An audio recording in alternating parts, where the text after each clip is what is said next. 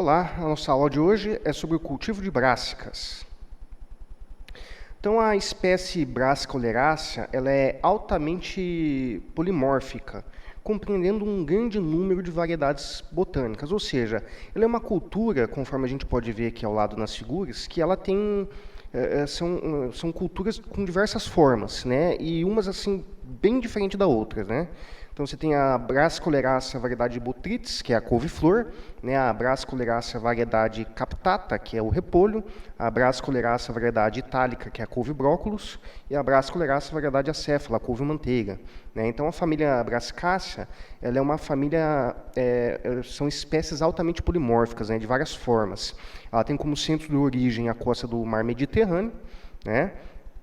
Então, não é uma cultura que ela foi trazida para cá, né?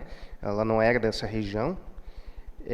Outras brássicas que a gente pode encontrar aí, né? O agrião, a selga, a couve de Bruxelas, mostarda, nabo, rabanete, rúcula, né? A couza, canola, tá? Então são vários, né? O que é essa couza, né? Acho que quase ninguém ouviu falar, né? Então, é uma planta de cujas sementes são extraídos o óleo de couza, utilizado também na produção de biodiesel. As folhas da planta servem também de forrageira para o gado, ela é cultivada em muitos países. Por que ela serve de alimentação para o gado? Porque ela tem alto conteúdo de lipídios e conteúdo médio de proteína. Tá? Então, essa aqui é a couza, ela é uma planta que ela vai muito bem para alimentação animal também, né? Aqui a gente tem, né, então as brássicas aí, né, couve-flor, brócolis, couve, acelga, repolho roxo, repolho, couve de Bruxelas, mostarda, agrião, rúcula, nabo, rabanete. Ou seja, percebam, né, ela é altamente polimórfica, são muitas as formas, né, dessa família. Então vamos ver um pouco sobre a caracterização morfológica dessas variedades botânicas, tá? A couve-manteiga, né, ela faz parte ali do prato nacional, né, então, como assim faz parte do prato nacional, né? Ela é um dos acompanhamentos aí da famosa feijoada, né, que é um prato aí que nós brasileiros aí apreciamos muito. Então ela tem um caule de crescimento indeterminado, ela vai crescendo, né, sem, digamos assim, sem limite, né? Ocorre a emissão das folhas conforme o caule vai crescendo, e tem os internódios alongados. Por que a gente não é acostumado a ver pés de couve muito altos? Né? Porque tem um tamanho de manejo ali que o produtor ele vai trabalhando. É uma cultura que ela é bem sensível também a pragas, né? Principalmente pulgão, né? E que quando ocorre uma alta infestação, né, ela também pode ser acometida aí de viroses e bacterioses. Então, de tempos em tempos, há necessidade aí, inclusive por questões aí não só de sanidade, né, mas de qualidade, da renovação do plantio, tá? O repolho, ele tem um caule curto, menor que 20 centímetros, né, com internódios curtos. As gemas laterais emitem folhas que imbricam, né, elas se curvam, formando essa cabeça. Tá? Então, também, né, outro vegetal aí que está presente aí, né, na forma de vinagrete aí na mesa do brasileiro. O brócolis, né, ou couve-brócolis, o caule se desenvolve até cerca de 40 centímetros de altura, quando se formam gemas floríferas nos terminais dos ramos, né, na parte superior ali. E a parte comercial são os botões florais não abertos e seus pedúnculos, tá? Então, essa cabeça aqui floral, né, que é a parte que é consumida. A couve-flor, tá? Então o caule se desenvolve pouco, cerca de 15 centímetros.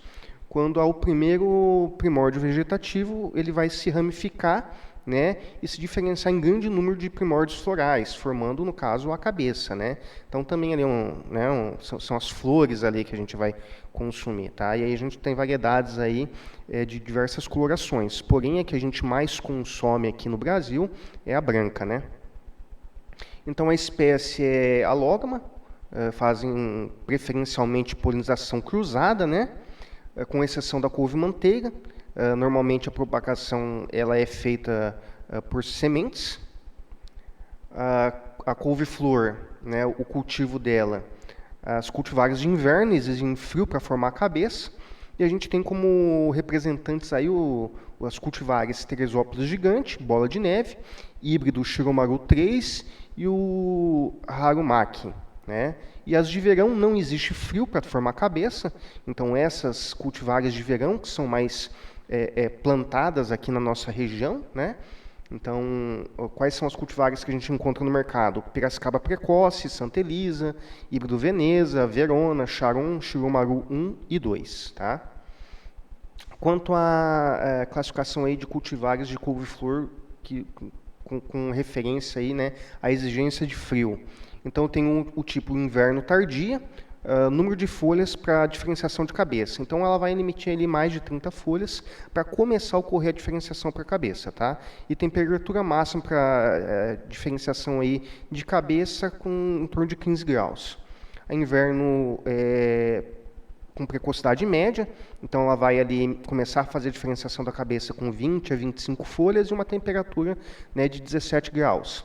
O inverno precoce, então o número de folhas de 17 a 22 e a temperatura máxima de 20 graus. Um inverno muito precoce, de 12 a 15 folhas, né, com temperatura de 23. E a verão precoce, menos que 12 folhas, por ocorrer a diferenciação da cabeça, com temperatura maior que 23 graus.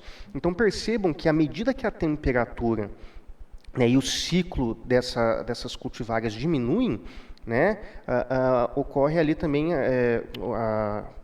à medida que a temperatura aumenta, ocorre a diminuição da quantidade de folhas emitidas para diferenciação, né?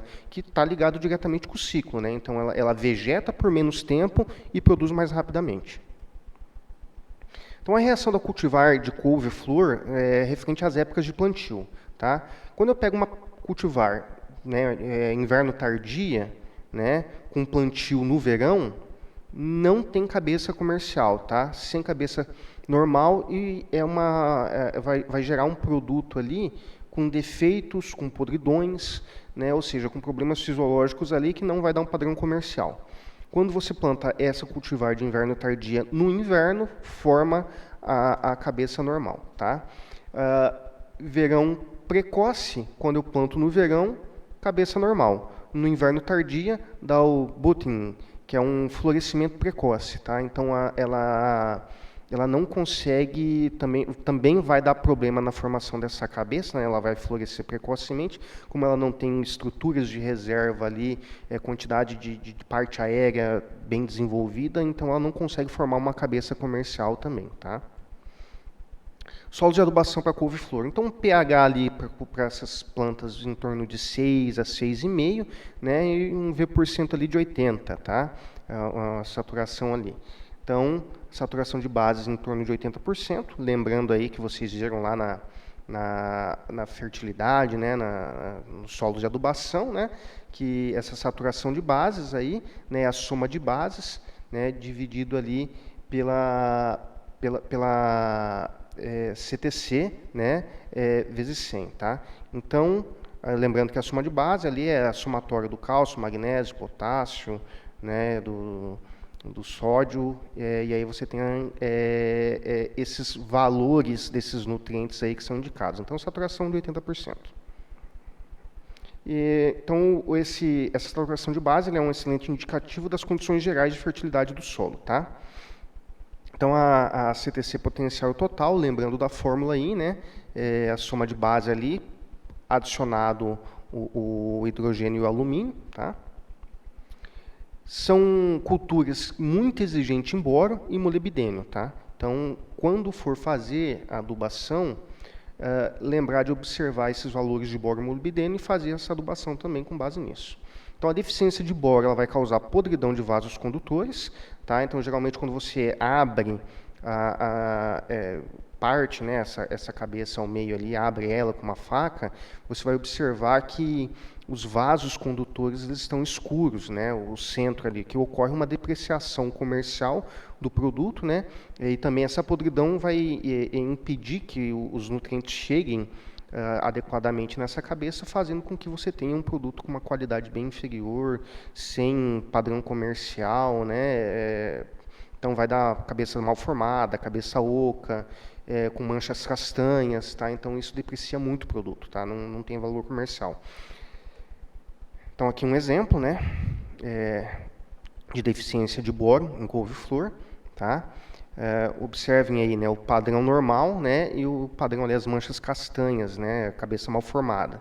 Então, quem for comprar um produto desse não vai levar para casa, né?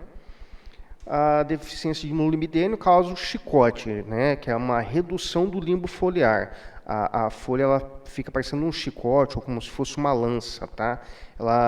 Olha, percebam que ela não desenvolve a área foliar dela, tá?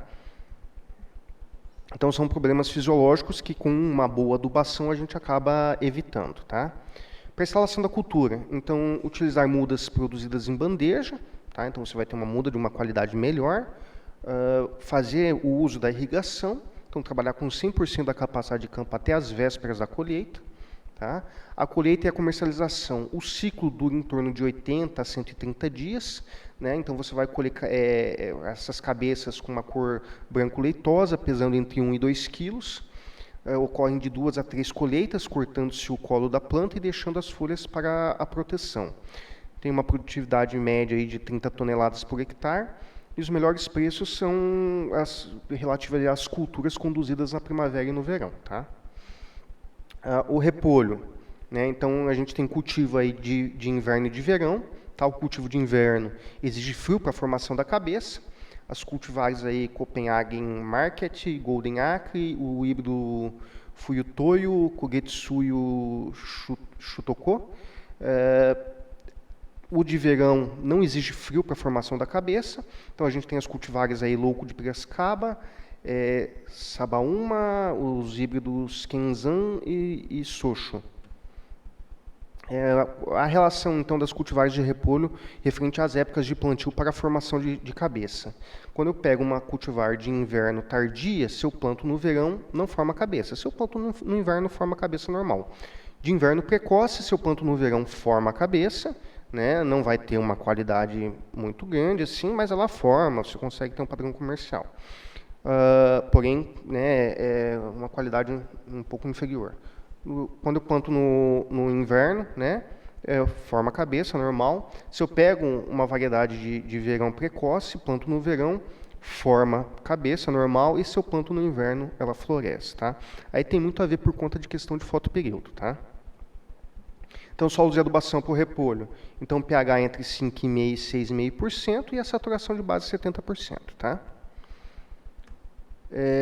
Ela também é exigente aí em boro, né, e em cálcio também. A deficiência de boro causa podridão nos vasos, cabeças pouco compactas.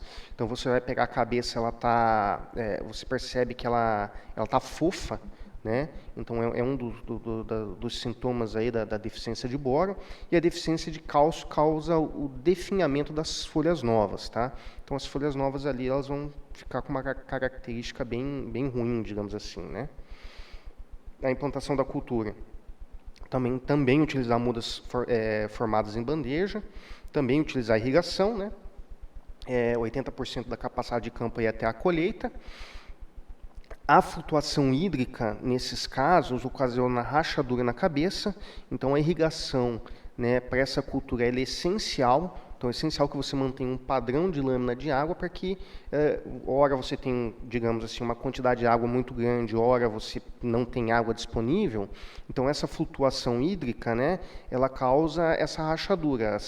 A planta lá começa a desenvolver, você tem um problema de estresse hídrico, essas células elas param o seu desenvolvimento, na hora que ela tem água, que ela vai crescer novamente, então ocorre a ruptura ali, né, do tecido vegetal, né, ela volta ao crescimento e aí racha essa cabeça.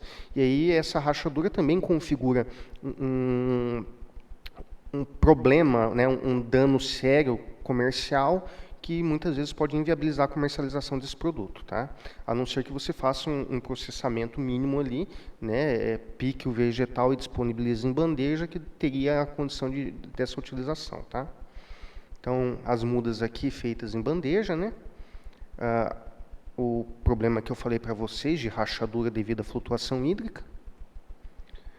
O ciclo de comercialização. Então, o ciclo varia em torno de 80 a 100 dias, colher cabeças compactas, né, coloração clara, cabeças pequenas, cerca de 1,5 kg, tá?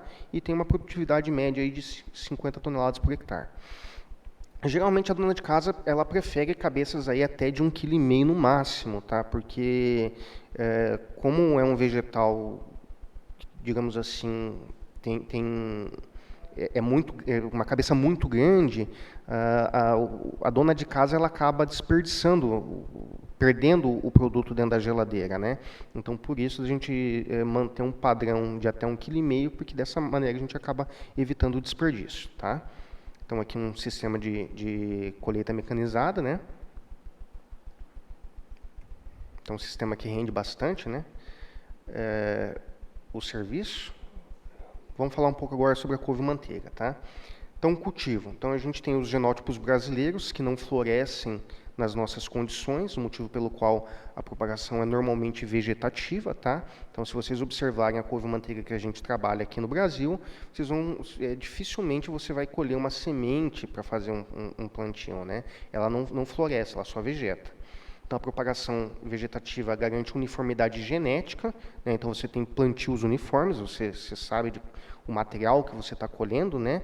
Então, são basicamente assim, clones, né? Digamos assim. Tecnicamente, é uma cultura perene, mas cultivada como ciclo anual, tá? Que nem eu falei para vocês, ela tem muito problema fisiológico, muito problema de doenças e pragas, e aí compensa você estar renovando o cultivo aí a cada ano, tá? Então, utiliza-se essas brotações laterais aí para os novos cultivos, tá? Então, a gente obtém a muda dessa maneira, né? Fazendo essa capação desses brotos laterais, tá? E aqui a gente tem a muda feita através de semente, tá? E aí compra essas sementes aí no mercado, tá? Porém, o ciclo de uma planta que foi proveniente de semente, ela é um pouco mais... um ciclo um pouco maior em relação a muda, né, porque ela já não tem aquele período juvenil, né, o crescimento dela é um pouco mais acelerado, tá? Os solos de adubação para couve-manteiga, então pH também em torno de 5,5 e 6,5 e a saturação de base 70%, ok? Ela também é exigente em boro e molibdênio, então a deficiência de boro causa podridão de vasos condutores, conforme na figura aqui, né, a gente pode observar. A deficiência de molibdênio também provoca o chicote nessa cultura, reduzindo o limbo foliar, ou seja, reduzindo o tamanho da folha, né? A adubação foliar não é indicada por conta da serosidade que as folhas têm. Se vocês observarem uma folha de couve, quando você vai lavar ou que você vai irrigar, a água bate e ela escorre facilmente ali, né? Então, se você for utilizar algum produto via foliar, é interessante que você pelo menos utilize um espalhante adesivo para garantir a permanência maior daquele produto na superfície da folha, tá? Mas a adubação foliar, nesse caso, ela não é indicada, ok? A irrigação, então trabalhar com 100% da capacidade de campo durante o ciclo da cultura, preferencialmente aí por aspersão, que vai melhorar a produtividade, né, a qualidade de folhas e auxilia no controle de lagartas e pulgões, né? Então a água auxilia ali a derrubar da folha, né? Você pode utilizar a irrigação, também fazer aplicação de algum produto, algum inseticida, tá? Para auxiliar no controle desses insetos. A propagação da cultura, então a gente faz o corte do broto apical, né? Ou seja, a capação. Eu venho aqui e retiro essa gema apical, tá? Vai fazer com que promova a formação de numerosos rebentos laterais, vindo dessas gemas axial aqui, né? Axilar. E essas brotações são utilizadas como mudas para o próximo plantio, tá? Então, não é uma couve aqui, mas eu estou utilizando a figura a nível de demonstrar como é que é a capação, né? Então, vou cortar essa gema para fazer com que ocorra a brotação excessiva, né, lateral, para que eu consiga ter material propagativo, tá? Então, tirando esse topo, promove a brotação lateral. Tá? E eu consigo tirar as mudas que vão ser cultivadas, tá? Colheita e comercialização, ele pode se iniciar aos 80, 90 dias após o plantio, tá? favorece o desenvolvimento da planta, então dá uma maior longevidade para a planta. Então, se você faz aí entre 80 e 90 dias, você promove o que faz com que a planta ela consiga ter uma maior quantidade de folhas, né? Ela consegue se estruturar melhor, ela consegue ter uma nutrição mais adequada e você faz com que essa planta tenha uma longevidade maior do que se você iniciar a colheita mais cedo, tá? A colheita ela é contínua à medida que ocorre a emissão das folhas, né? Então são utilizadas aí folhas de 25 a 30 centímetros, folhas viçosas e túrgidas, né? Ou seja, com bom teor de água ali, né? Não utilizar folhas que estejam murchas. E geralmente são amarradas aí em maços com 5 dúzias, aproximadamente 2 quilos, tá? Isso para comercialização ali em feiras, em